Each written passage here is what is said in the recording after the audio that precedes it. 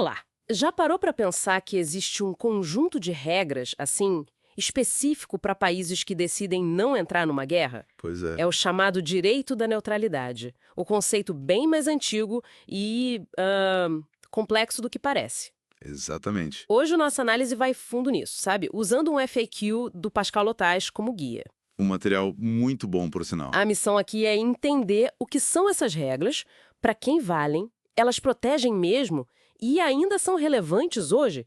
Basicamente, sacar as regras do jogo para quem fica de fora. Vamos lá. Vamos. Esse direito da neutralidade, ou LON, como a gente chama às vezes, é um corpo de leis antigo, né? Sim. Vem de tratados, costume internacional, decisões de cortes, opinião de especialistas. Aham. Basicamente, ele organiza a interação entre quem está na guerra, os beligerantes. Certo. E quem tá fora, os neutros, as raízes são bem antigas, lá do Consolato Dromar e outras normas europeias. Então, a grande sacada inicial é essa divisão, né? Não é lado A contra lado B da guerra. Não, É quem está lutando versus quem optou por não lutar. precisamente. E o fascinante, eu acho, é essa tentativa de colocar uma ordem jurídica no meio do caos, né? Sim, total. Porque o LON define direitos e deveres para os dois lados dessa relação. Os beligerantes têm limites. E os neutros? Os neutros, mesmo em paz, têm obrigações bem claras. Não é só ficar olhando. E quem se encaixa como neutro? Só aqueles países tipo Suíça, Áustria, os permanentes. De jeito nenhum. Isso é importante. O LON se aplica a qualquer Estado que não esteja participando da guerra. É o que chamam de neutralidade ocasional. Ah, interessante. Então é automático. É automático, ipso facto, como se diz no direito. Se um país não é beligerante perante essa lei, ele é neutro. Ponto. Mas e aquela coisa de declarar formalmente a neutralidade? Isso não é necessário, então? Olha, do ponto de vista estritamente legal, para a lei se aplicar, não é essencial. Mas Mas, politicamente, é outra história. Fazer uma declaração de neutralidade é, assim, muito útil.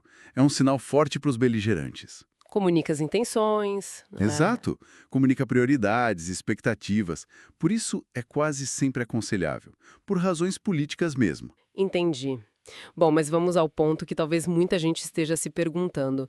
Isso funciona, na prática? Essa lei protege mesmo os neutros? A fonte diz que há meio sim e não. Pois é. Aí entra a tensão constante, né?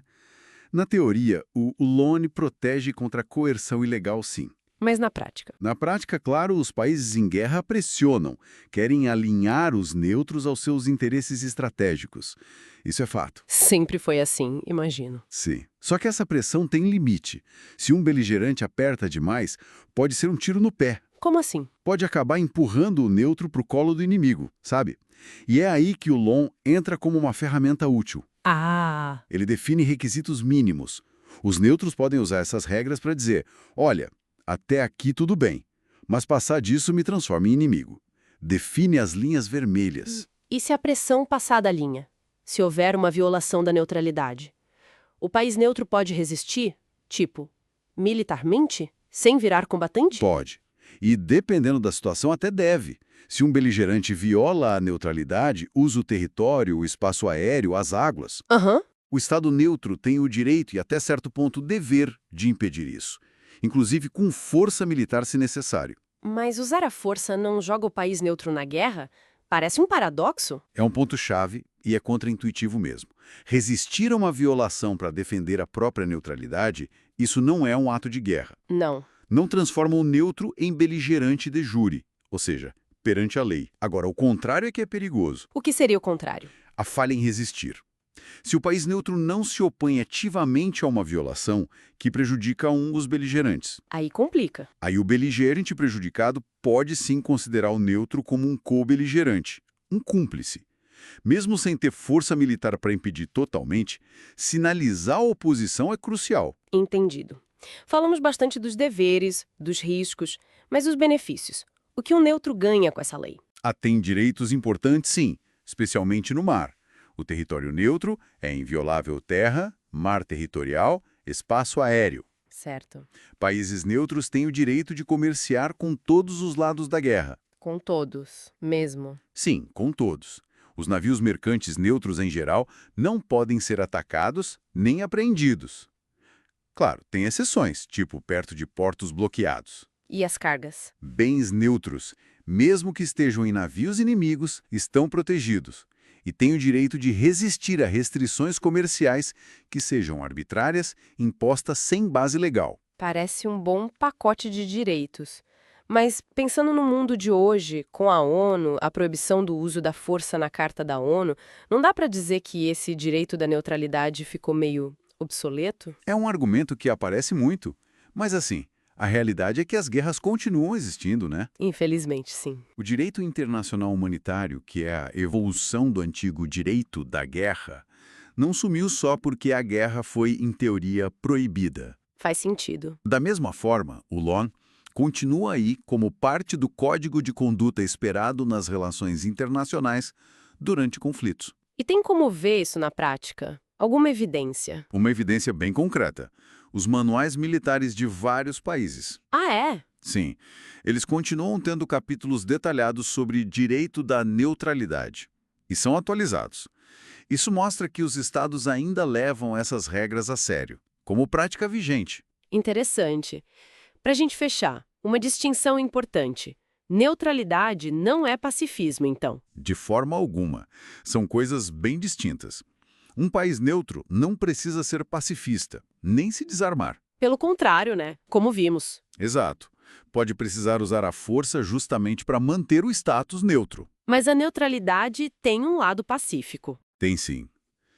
Como política e como instituto jurídico, a neutralidade é uma abordagem que favorece a desescalada dentro do direito internacional.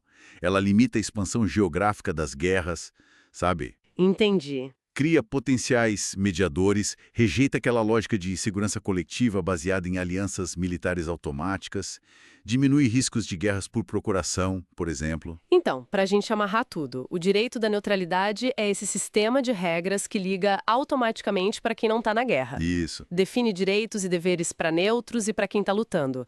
Na prática, enfrenta pressões, claro, mas ainda oferece uma proteção e continua relevante. Com certeza. As práticas dos estados mostram isso. E muito importante, não é a mesma coisa que pacifismo.